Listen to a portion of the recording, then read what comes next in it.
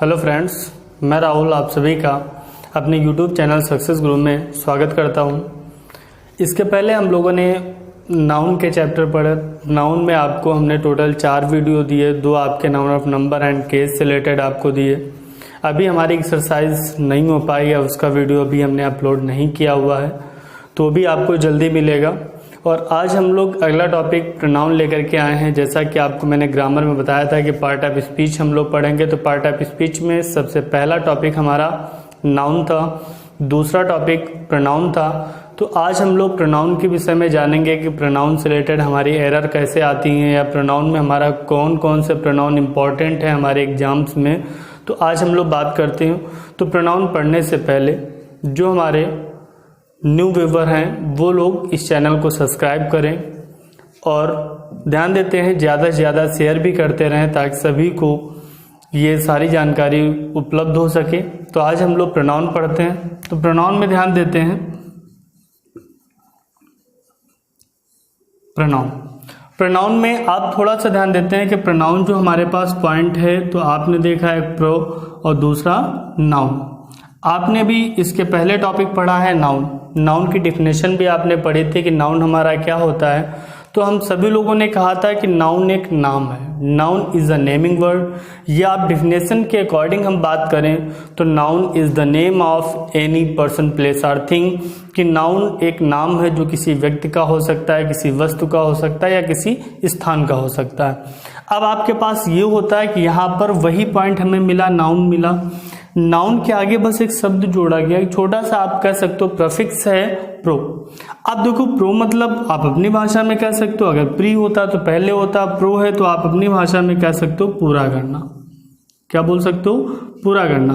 अब देखो पूरा करना कहते हैं जो नाम के अर्थ को पूरा कर दे या नाउन की कमी को पूरा कर दे, वही क्या कहलाता है? प्रोनाउन कहलाता है। तो इतनी चीज समझ में आ गई होगी।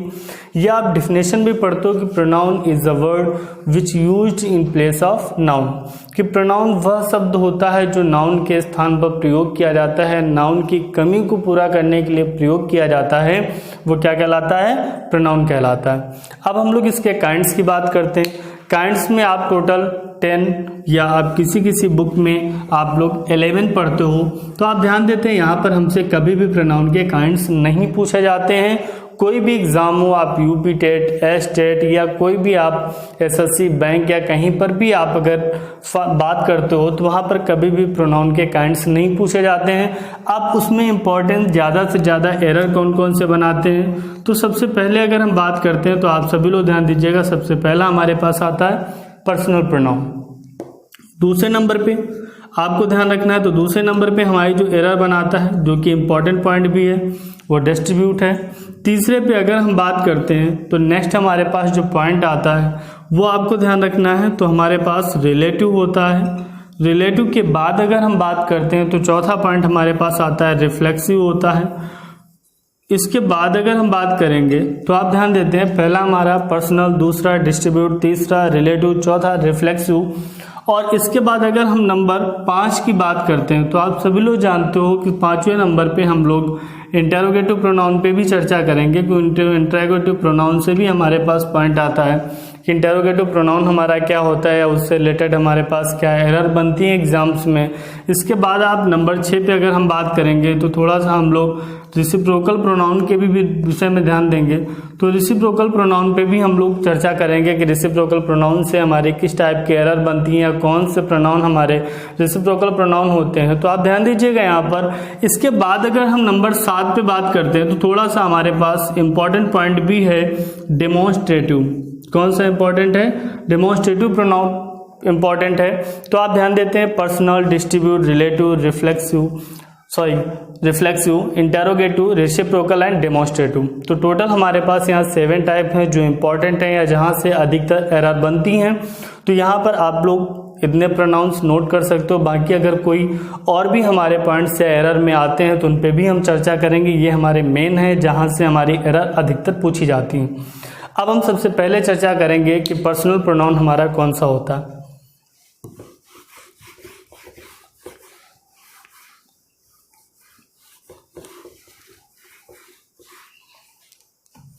तो हमारे पास आता है पर्सनल प्रोनाउन।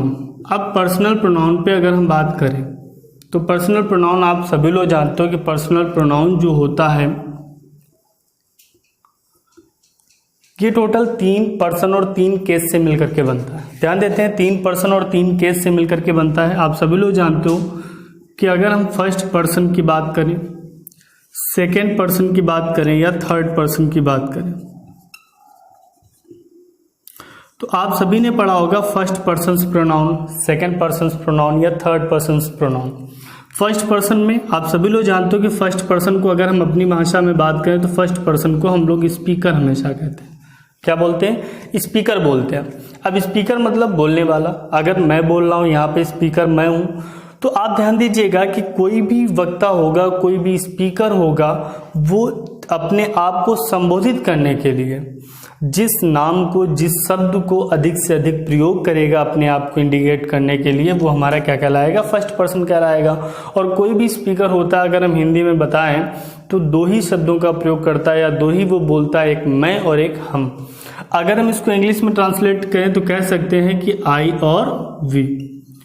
आप ध्यान देते हैं अगर हम बोलते हैं तो हम लोग अपने लिए 2 ही शब्दों का प्रयोग करते हैं कि मैं ऐसा हूं, हम ऐसे हैं, हम ये करेंगे, मैं ऐसा करूंगा। तो आप ध्यान दीजिएगा वो हमारा क्या होगा? First person.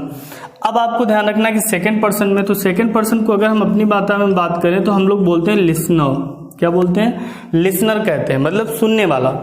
अब सुनने वाला तो हमेशा आपको ध्यान रखना है कि 2 पर्सन हमेशा आमने सामने होते हैं। भाई अगर हम बोल रहे हैं, आप सुन रहे हो, तो मैं फर्स्ट पर्सन और आप सेकंड पर्सन।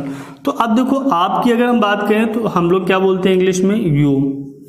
अब इसके बाद हम लोग आते हैं थर्ड पर्सन में। थर्ड पर्सन अब देखो फर्स्ट हो गया, सेकंड हो गया, बाकी जो भी बचा उसको हम लोग थर्ड बोलते हैं, या हम अपनी भाषा में कह सकते हैं कि इसको हम लोग टॉकिंग अबाउट में रखते हैं, मतलब जिसके विषय की हम लोग चर्चा करते हैं, जिस पर्सन के विषय में हम लोग बात करते हैं वो हमारा थर्ड पर्सन होता है। इसमें हम लोग ही को ले सकते हैं, शी ले सकते हैं, इट ले सकते हैं और दे लिख सकते हैं। तो आपको ध्यान रखना है ही, शी, इट, दे। आपको ध्यान रखना है यहाँ पे टोटल हमारे पास 3 पर्सन्स प्रोनाउन है, जहाँ पे फर्स्ट पर्सन, सेकंड पर्सन और थर्ड पर्सन तीनों के विषय में हम लोगों ने समझा। अब आपने अभी इसके पहले नाउन के केस पढ़े थे। क्या पढ़े थे? नाउन के केस मतलब कारक पढ़े थे। तो यहाँ पर भी हम लोग बात करेंगे प्रोनाउन के भी कारक के। जो अभी हम लोगों ने यहाँ पर पढ़ा हुआ है ये इनका सब्जेक्टिव केस है, आई मीन कर्ता कारक है। अब आपको ध्यान रखना अगर ये कर्ता कारक है तो इसका ऑब्जेक्ट भी होगा, मतलब कर्म कारक भी होगा। जब ये ऑब्जेक्ट की पोजीशन पे आते हैं तो इनकी बनावट या स्ट्रक्चर क्या होता है? तो आपको ध्यान रखना है आई का ऑब्जेक्ट सभी लोग जानते हो मी, और अगर हम वी की बात करें तो अस, अगर हम यू की बात करें तो यू में कोई स्ट्रक्चर में परिवर्तन नहीं है। अगर हम बात करते हैं थर्ड पर्सन की तो ही का आप लोग हिम, हर, इट और देम। अब आप ध्यान देते हैं यहाँ पर कि he, him, she, her, it, they, them. अब आता है तीसरे नंबर पे अगर हम बात करते हैं तो थर्ड पर्सन में हमारे पास या हम कह सकते हैं कि तीसरे स्टेप में आता है पजेसिव केस। अब आता है पजेसिवनेस। हम लोग बहुत भाषा में बोलते हैं पजेसिवनेस मतलब अधिकार। अधिकार कहते हैं कि जब प्रोनाउन का वह केस जो किसी पर अधिकार बनाने के लिए प्रयोग किया जाता है वो हमारा पजेसिव केस कहलाता है। एक सिंपल थोड़ा सा एग्जांपल ध्यान देते हैं। जैसे मैंने लिखा दिस इज पेन। अब आप ध्यान देते हो दिस इज पेन, यह पेन है, यह पेन है। नॉर्मल से यहाँ पर हम लोग बात कर रहे हैं।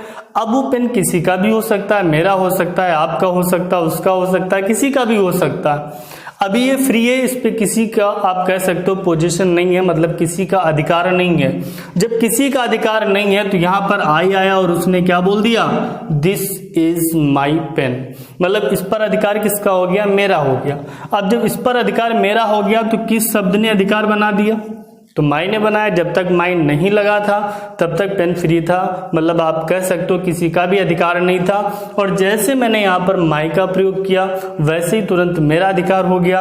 तो आप अपनी भाषा में एक सिंपल वे में आप समझ सकते हो कि पजेसिव केस वह केस होता है जो किसी नाउन पर अपना अधिकार बना देता है, किसी नाउन पे पूर्णतया अपने अंडर में ले लेता है। तो ध्यान रखिएगा वो हमारा क्या कहलाता है, पजेसिव केस। लेकिन पजेसिव में थोड़ा सा और ध्यान देते हैं। पजेसिव के दो पार्ट हम लोग पढ़ते हैं, दोनों ही हमारे पास इंपॉर्टेंट है। एक हमारे पास है एडजेक्टिव, एक है एडजेक्टिव और दूसरा है प्रोनाउन। दोनों ही अपने जगह इंपॉर्टेंट है, एक एडजेक्टिव और दूसरा प्रोनाउन।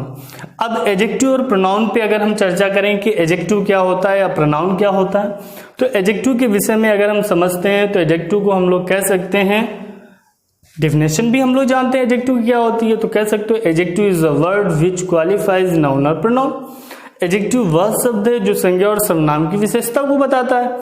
आप कह सकते हो एडजेक्टिव वो होता है जो नाउन के पहले आता है या नाउन के साथ आता है, नाउन की विशेषता बताता है, वो हमारा एडजेक्टिव कहलाता है या नाउन के साथ यूज होता है। प्रोनाउन की डिफिनेशन हम लोगों ने पढ़ी कि pronoun is a word which use in place of noun, के प्रोनाउन वह शब्द है जो नाउन के स्थान पर प्रयोग होता है। कहने का मतलब हमारे पास ये है कि जब हम नाउन नहीं लिखते हैं या नाउन की कमी को पूरा करना होता है तो कौन आता है, प्रोनाउन आता है। और जब नाउन के साथ लिखना होता है, नाउन की विशेषता बतानी होती है, तो क्या आता है, एडजेक्टिव आता है। लेकिन एडजेक्टिव और प्रोनाउन ये दोनों किसके अंतर्गत हैं, पोजेसिवनेस, मतलब आप कह सकते हो अधिकार के अंतर्गत है। आप एडजेक्टिव का प्रयोग करो या प्रोनाउन का प्रयोग करो, अधिकार वर्ड इसके साथ हमेशा जुड़ेगा। एक छोटा सा एग्जांपल यहाँ पे ध्यान देते हैं, पहले हम इसको लिख लेते हैं, फिर एग्जांपल के माध्यम से मैं आपको एक्सप्लेन करता हूं। तो आई का यहाँ पर एडजेक्टिव क्या देंगे हम लोग, माई, क्या देंगे, माई। और प्रोनाउन की बात करें तो क्या लिखेंगे, माइन। अगर हम वी की बात करें तो क्या लिखेंगे, अवर। अगर हम इसकी बात करें तो क्या बोलेंगे, अवर्स। यहाँ पर अगर हम बात करें तो क्या लिखेंगे, योर। अगर हम इसकी बात करें तो क्या बोलेंगे, योर्स। अगर हम इसमें आ जाते हैं तो हेज, और इसका प्रोनाउन भी हिज होता है। अगर हम इसमें आते हैं तो हर होता है और इसका प्रोनाउन हर्स होता है। इट का आप लोग ध्यान देते हैं तो इट्स होता है एडजेक्टिव, लेकिन इसका कोई प्रोनाउन हमारे पास नहीं होता। अगर हम देम की बात करते हैं तो आप सभी लोग जानते हो क्या, देयर, और इसमें अगर हम बात करें तो क्या होता है, देयर्स। तो कहने का मतलब हमारे पास ये होता है कि अगर हम इसको फाइंड करते हैं तो आप ध्यान देते हैं यहाँ पर कि हम लोगों ने इसके एडजेक्टिव और इसके प्रोनाउन की हम लोगों ने बात की, यहाँ पर ऑब्जेक्ट और सब्जेक्ट की। अब थोड़ा सा समझते हैं। एडजेक्टिव मैंने कहा जो नाउन के साथ आए, प्रोनाउन मैंने कहा जो नाउन के स्थान पर आए। ध्यान देते हैं यहाँ पे मैंने लिखा दिस इज माई पेन, आपने कहा सर ये राइट है। दूसरा अगर हम यहाँ पे लिख देते कि दिस इज माइन पेन, तो आप क्या ये कहते कि ये हमारा राइट। माइन क्या है, ध्यान देते हैं क्या है, प्रोनाउन है। अब प्रोनाउन है तो नाउन के स्थान पर आता है, नाउन के साथ तो नहीं आता। यहां पर ये माइन किसके साथ आ रहा है, नाउन के साथ आ रहा है। हमारा रूल क्या कहता है कि प्रोनाउन है, प्रोनाउन मतलब जो नाउन के स्थान पर आए, नाउन के साथ ना है।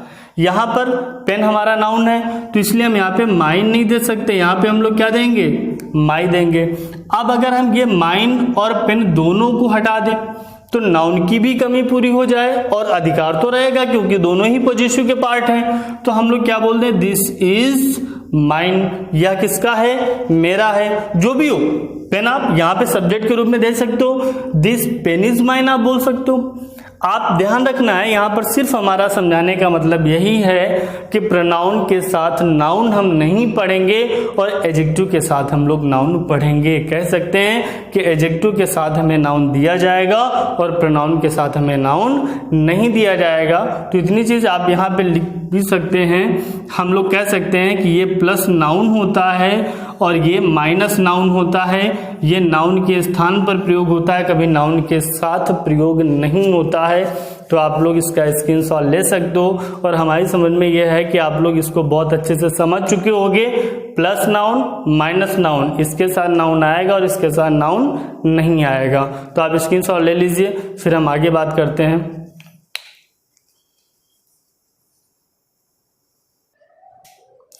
तो इसका आप लोगों ने स्क्रीनशॉट ले लिया होगा। आइए हम लोग और भी इसमें कुछ जानते हैं या फाइंड करते हैं। अब आप देखो यहाँ पर हम लोगों ने अभी पढ़ा कि पजेसिव, एडजेक्टिव और पजेसिव प्रोनाउन। प्रोनाउन को हम लोगों ने किस बेस पर पढ़ा कि प्रोनाउन क्या होता है, तो प्रोनाउन जो नाउन के स्थान पर प्रयोग होता है। अब नाउन और प्रोनाउन को अगर हम बेसिक स्टैंडर्ड पे बात करें तो यार ये सब्जेक्ट भी होते हैं और ऑब्जेक्ट भी होते हैं। अब एक जैसे पॉइंट यहाँ पर हमने आपको दिया, मैंने कहा mine is a new car. आपसे बोला जाए mine is a new car, आपसे कहा जाए कि इट इज राइट या इट इज रॉन्ग, ये सही है या गलत है, तो आप कहोगे बिल्कुल सही है। क्यों? क्योंकि यहां पर वर्ड हमारे पास क्या आया है, माइन। अब हम इसको अगर दूसरे वे में बात कर दे तो आप ये बोल सकते थे माई कार इज न्यू, अभी भी कह सकते थे माई कार इज न्यू। अब आप ध्यान देते हैं, जब मैंने कार इसके साथ लिखा तो मैंने माई का यहां पर माइन नहीं कहा, यहां पर हमने नाउन को नहीं लिखा तो हमने क्या कहा, माइन। अब ये प्रोनाउन है, तो जब ये प्रोनाउन है तो सब्जेक्ट का काम कर ही सकता है। तो अब यहां पर दूसरा पॉइंट, पहला पॉइंट हमारे समझ में आ गया होगा कि जब प्रोनाउन तो नाउन नहीं, और जब एडजेक्टिव तो नाउन। ये सब्जेक्ट बन सकता है, ऑब्जेक्ट बन सकता है, नो डाउट किसी भी पोजीशन पर आ सकता है, क्योंकि प्रोनाउन का काम ही है सब्जेक्ट और ऑब्जेक्ट के स्थान पर प्रयोग होना। तो ये पॉइंट हमारे समझ में, दोनों ही सेंटेंस यहाँ पे राइट है, कोई सेंटेंस रॉन्ग नहीं है। अब हम लोग इसका अगला एग्जाम्पल ध्यान देते हैं और वहां पर थोड़ा सा समझने की कोशिश करते हैं। अब मैंने एक पॉइंट यहां पर और ले लिया, मैंने कहा माई कार इज बेटर, या आप कह सकते हो is more attractive than your car. एक पॉइंट हमने ये लिया, मैंने कहा कि my car is more attractive than your car. आपसे कहा जाए सेंटेंस हमारा राइट है या रॉन्ग है, मतलब सही है या गलत है। आपने यहाँ पर कहा, मैंने हमेशा पढ़ा हुआ है कि कंपेयर हमेशा बराबर में करते हैं, मतलब एक अगर हम टीचर की कंपेयर कर रहे हैं तो एक टीचर से करेंगे, एक एकेडमी की कंपेयर एक एकेडमी से करेंगे। अगर हम पेन की कंपेयर करते हैं तो एक पेन से करेंगे, और यहाँ पर कंपेयर किसकी हो रही है, कार की हो रही है। एक कार की कंपेयर एक कार से ही होगी, बिल्कुल सही है, नो प्रॉब्लम यहाँ पे।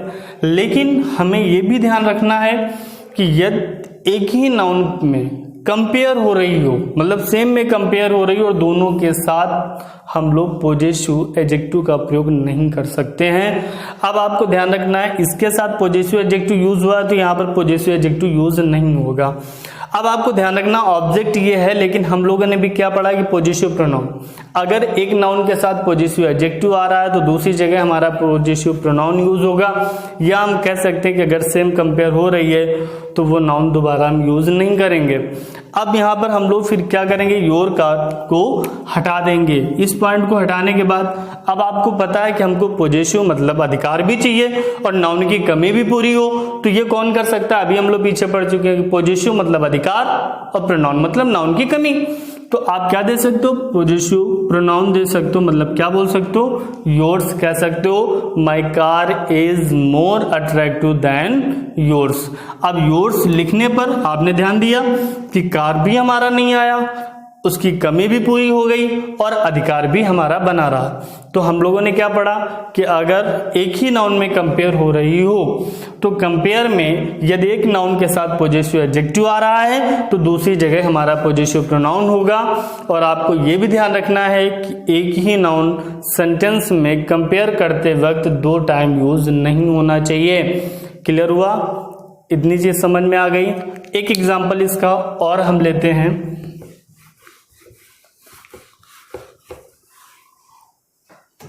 हमने यहां पर एक पॉइंट ले लिया, बहुत सिंपल सा लिया, मैंने कहा save your time and my time too. एक हमने ये पॉइंट यहां पे ले लिया, मैंने कहा यहां पे save your time and my time too. अब आप ध्यान दीजिएगा, एक ही बात के लिए दो बार नाउन आया, मतलब आप अपना भी समय बचाओ और मेरा भी समय बचाओ।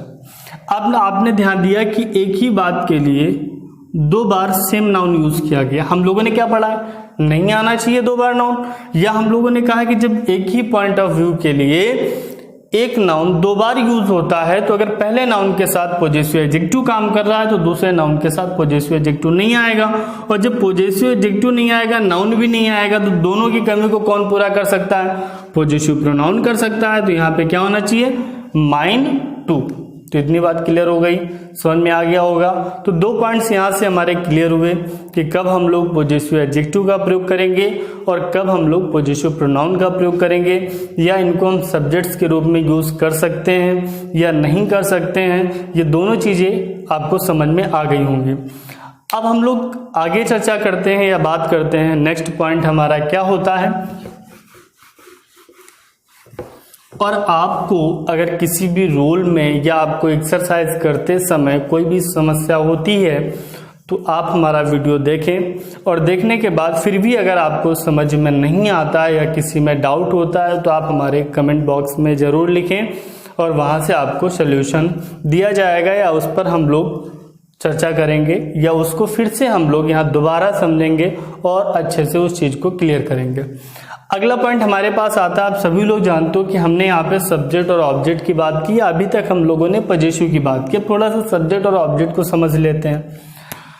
एक पॉइंट हमारे पास यहाँ पर हम लोग पढ़ते हैं, जैसे हम लोग बात करें लेट के भी विषय में हमारे पास पॉइंट आता है। दूसरा इंपॉर्टेंट पॉइंट होता है प्रीपोजिशन, इसके भी विषय में हमारे पास प्रोनाउन से एरर पॉइंट बनती हैं। तो पहला पॉइंट हमारे पास क्या हुआ, लेट, दूसरा प्रीपोजिशन हो गया।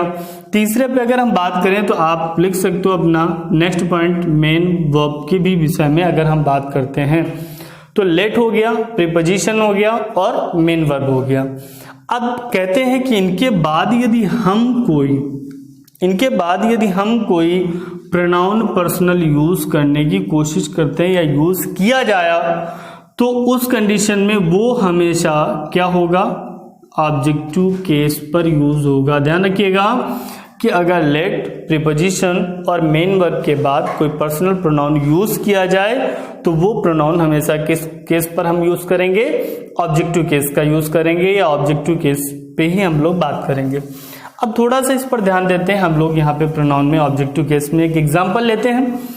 एग्जाम्पल में एक सिंपल सा पॉइंट यहाँ पर हुआ, जैसे मैंने यहाँ पर दिया आपको, एक हमने यहाँ पर पॉइंट दिया लेट, मैंने कहा लेट यू एंड मी, ध्यान दीजिएगा, let you and me are going there,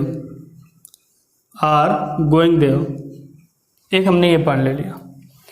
अब आप ध्यान दीजिएगा, मैंने कहा let you and me are going there, आपने कहा कि लेट के बाद कौन सा केस आता है, ऑब्जेक्टिव, हमने यहाँ पे यू भी दिया और मी भी दिया, नो डाउट सही है सेंटेंस।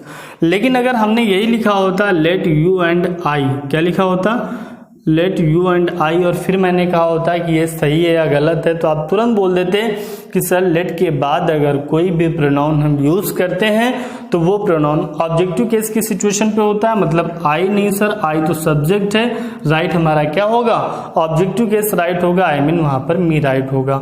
तो आप सीधा से यहाँ पर ध्यान रखते हैं। अब थोड़ा सा प्रीपोजिशन के विषय में बात करते हैं कि एग्जाम्पल देखते हैं कि प्रीपोजिशन के विषय में हमारे पास पॉइंट क्या होता है। जैसे हम लोग यहाँ पर बोलते हैं all they are reading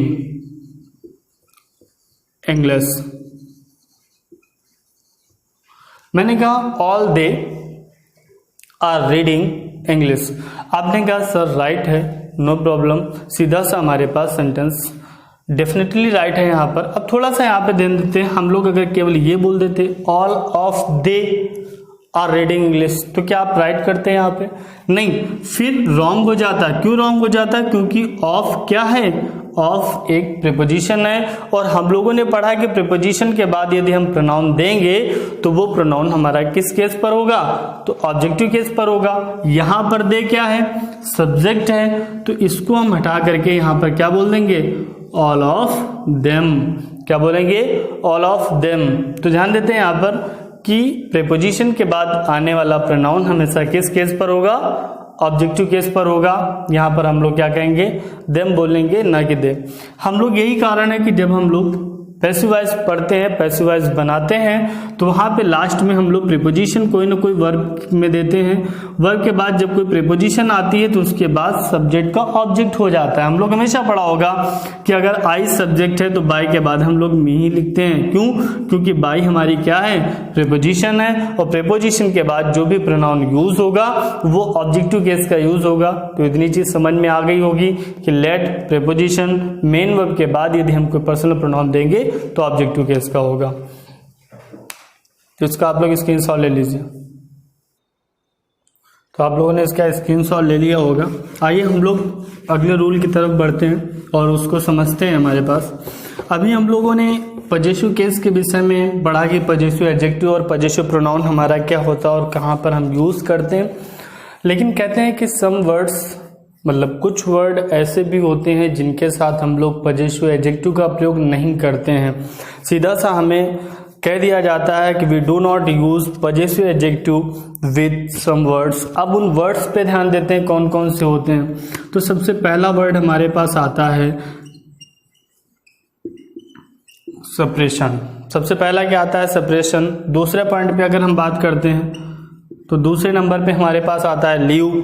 फिर अगर हम बात करते हैं तो एक्सक्यूज आता है। फिर अगर हम बात करें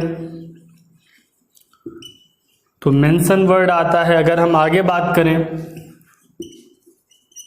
तो रिपोर्ट की हम लोग बात करते हैं। रिपोर्ट के बाद अगर हम समझते हैं तो बर्डन वर्ड आता है। बर्डन के बाद अगर हम बात करें तो साइट, और लास्ट में एक वर्ड और हम लेते हैं फेवर। क्या हमारे पास होता है? फेवर। तो आप यहाँ पर कह सकते हो सेपरेशन हो गया, लीव हो गया, एक्सक्यूज हो गया, मेंशन हो गया, रिपोर्ट हो गया, पर्डन हो गया, साइट हो गया और फेवर हो गया। ये ऐसे वर्ड है। फिर ध्यान देते हैं we do not use possessive adjective before this word. हम लोग पजेसिव एडजेक्टिव का प्रयोग इन वर्ड्स के साथ नहीं करते हैं या इनके पहले नहीं करते हैं। तो ये वर्ड आप नोट कर सकते हो या स्क्रीनशॉट ले सकते हो। फिर हम एग्जाम्पल के माध्यम से दिखाते हैं आपको कि कैसे इन वर्ड्स का प्रयोग नहीं किया जाता है और आता क्या है। तो आप लोग इनको नोट कर सकते हैं या स्क्रीनशॉट ले सकते हैं। आइए हम लोग एग्जाम्पल के माध्यम से समझते हैं एरर कैसे आती हैं। पहला एग्जाम्पल हम यहां पे लेते हैं।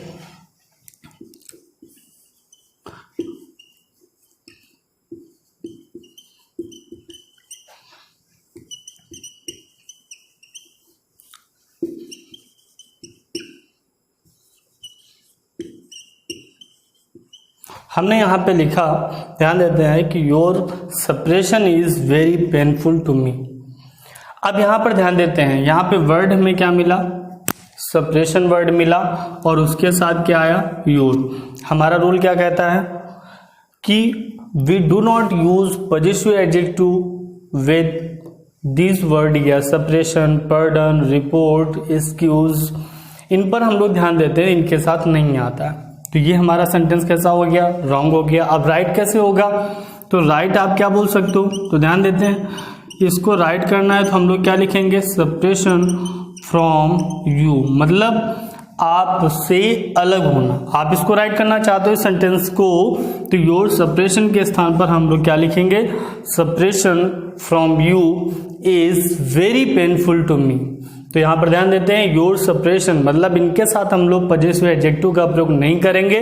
अगर हमें राइट करना, हो सकता हो इंप्रूवमेंट में आ जाए, तो इंप्रूवमेंट में जब भी ये सेंटेंस आएगा तो हम लोग ऐसे इसको इंप्रूव करेंगे और ये हमारे पास स्ट्रक्चर क्या होगा? रॉन्ग होगा। आइए एक एग्जांपल और लेते हैं।